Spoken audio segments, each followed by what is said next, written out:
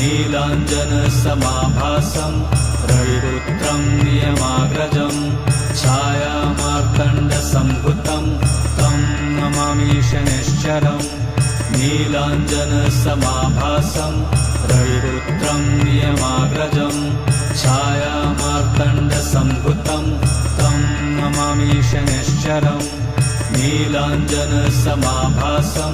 रविपुत्रं नियमाग्रजं छायामार्तण्डसम्भुतं तं नमामि शनैश्चरम् नीलाञ्जनसमाभासं रविपुत्रं नियमाग्रजं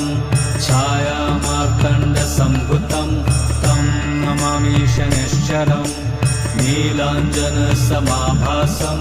रविपुत्रं नियमाग्रजं छायामार्तण्डसम्भुतं